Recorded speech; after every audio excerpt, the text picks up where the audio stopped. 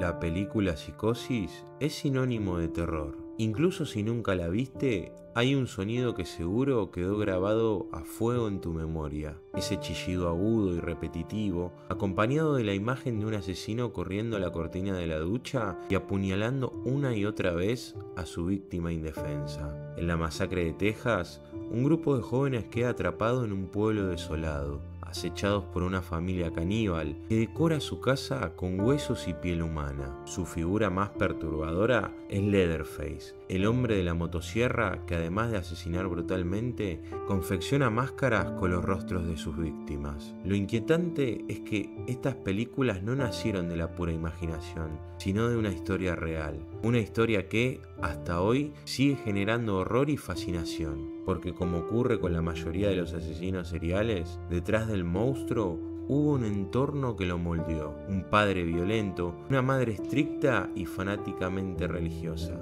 Una combinación que dio forma al que sería conocido como el carnicero de Plainfield.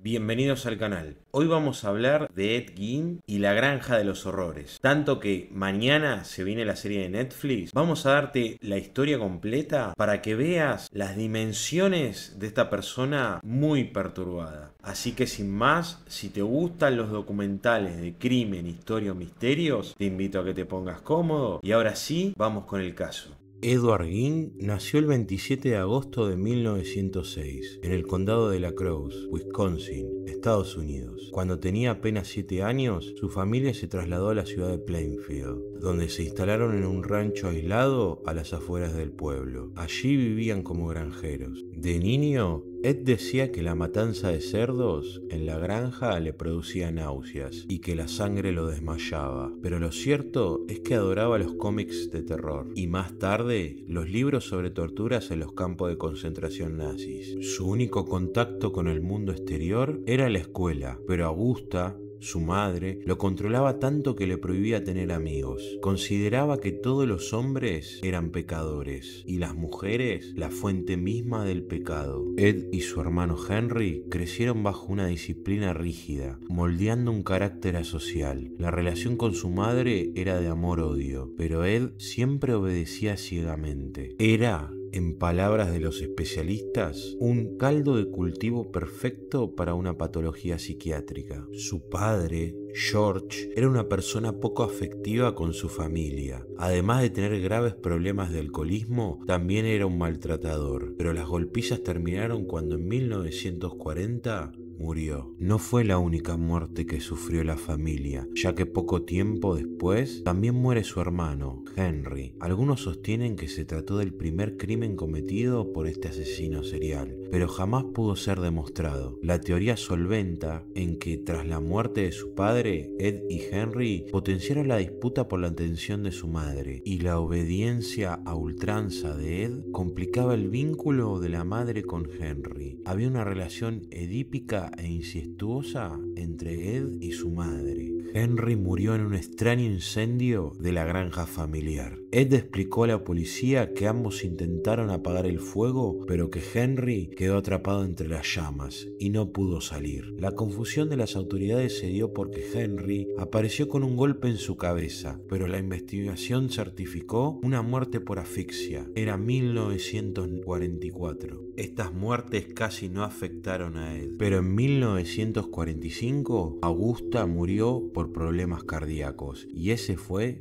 según especialistas, el momento en que Ed perdió su último vínculo con la cordura. Sin su madre, nada contenía sus impulsos. Gein empezó a sustituir su ausencia de la manera más macabra, profanando tumbas de mujeres de mediana edad en los cementerios de Plainfield y alrededores. Desenterraba sus cadáveres por la noche, los cargaba en su furgoneta y los llevaba a su granja. Aunque su hobby, por llamarlo de alguna manera, eran los cadáveres, lo cierto es que desde 1947 empezaron a registrarse desapariciones inexplicables en la zona. Una niña de 8 años en en la puerta de su casa, un adolescente de 15 que cuidaba niños, un granjero y su amigo habían salido de casa. El pueblo estaba inquieto. Sin embargo, todos conocían a Ed Gein, un solterón tímido de 49 años, raro pero servicial, un hombre que ayudaba en arreglos y trabajos en las casas del vecindario. Los hombres lo veían como confiable, pero muchas mujeres sentían algo distinto, una incomodidad difícil de explicar. Entre ellas, Lena Trinker, vecina de Ed, recordaría: había algo en sus ojos que me molestaba, no era alguien en quien confiaría.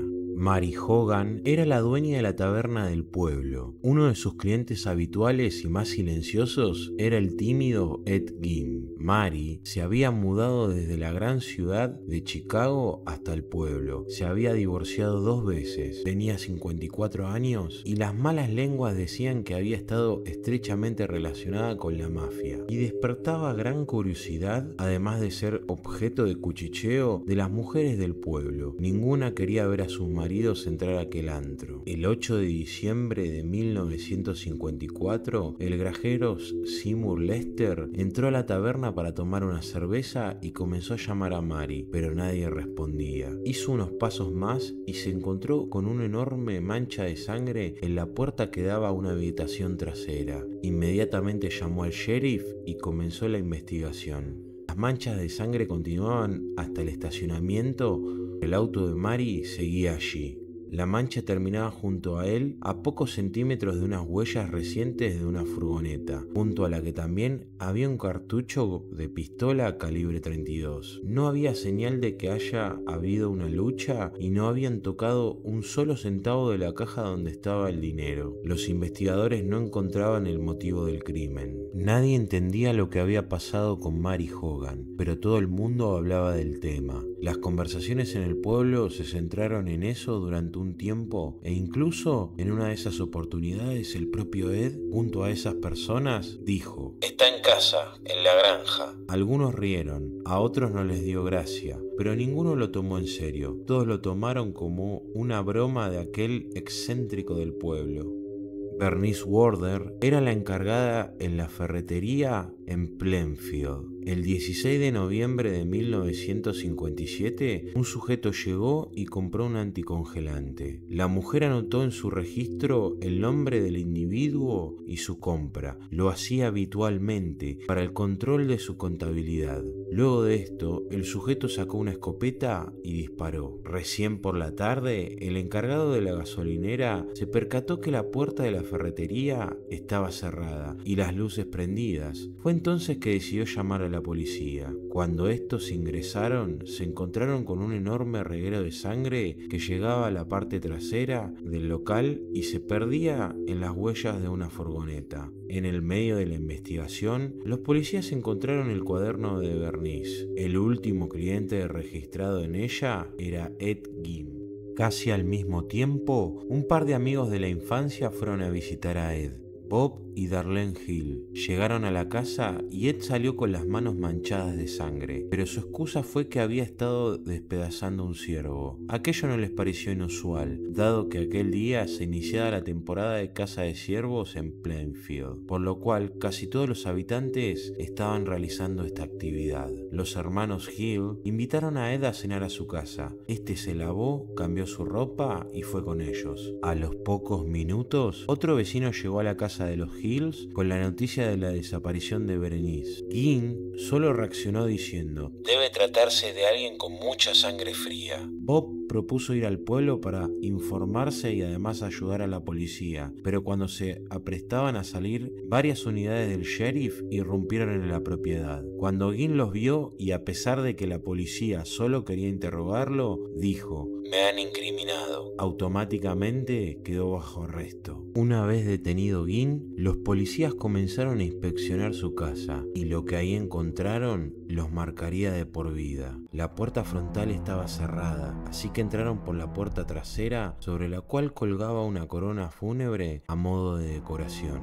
Aquello solo sería la antesala del verdadero horror. El interior de la casa estaba sumamente oscuro y el sheriff sintió algo que le rozaba el hombro. hombro, mientras inspeccionaba el granero. Al voltearse y alumbrar con su linterna, descubrió el cuerpo de Bernice Worden desnudo, decapitado y colgado pies arriba con un tobillo amarrado a una polea y otro atravesado por un gancho de carne. El torso estaba abierto en canal desde la vagina hasta el pecho y los órganos internos habían sido extirpados cuidadosamente. Ambos hombres saldrían corriendo despavoridos. Llamaron a más refuerzos y con estos continuaron el registro. Durante encontraron restos de cuerpos humanos, montañas de basura, excrementos, libros de medicina y anatomía y toda clase de elementos fabricados con pieles humanas. Además, una gran cantidad de cabezas reducidas al estilo Jibaró. Las máscaras hechas con rostros humanos resultaron inclusive ser lo más espantoso. Una de ellas se había reducido, pero uno de los agentes logró reconocer esa cara. Era Mary Hogan, la propietaria de la taberna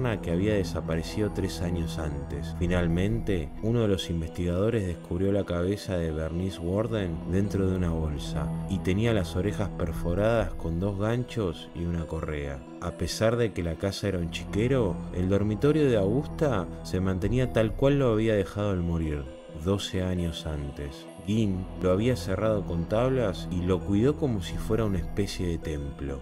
Recién la mañana siguiente, el sospechoso confesó haber matado a Bernice Worden y Mary Hogan. Negó haber practicado canibalismo con sus víctimas y contó que el resto de los cadáveres encontrados pertenecían a tumbas que había profanado. También negó haber practicado necrofilia con ellos. En ese momento, la prensa comenzó a bautizarlo con el apodo de El Carnicero de Plainfield. El 18 de diciembre, tras varios exámenes psicológicos, los médicos concluyeron que Ginn sufría de esquizofrenia y por lo tanto no estaba en condiciones de enfrentar un juicio. El 6 de enero de 1958, 3 expertos sugirieron que el juez aceptaría internar a Ed Gein en el manicomio del estado por tiempo indefinido. Esa decisión desató varias protestas de la población y en marzo de 1958 atacaron la Granja de los Horrores y la incendiaron completamente. Estos crímenes inspiraron películas como Psicosis, La Masacre de Texas, El Silencio de los Corderos y hoy, en octubre de 2025, la nueva serie de monstruos que habla de su historia.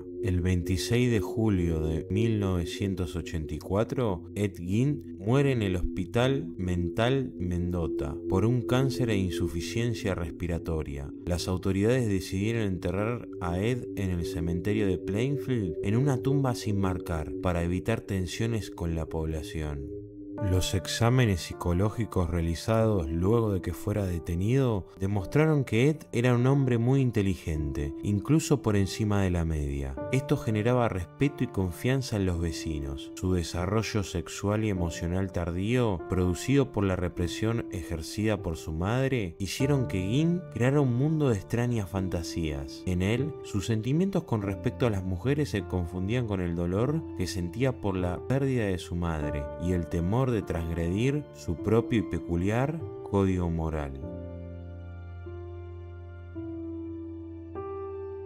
Si te gustó el video, dale like, comentá, compartí y suscríbete para no perderte los próximos casos. Si querés, tenés los demás videos para hacer serie. Te invito a verlos. Así que sin más, soy Lalo Cajetilla y nos vemos en el próximo video.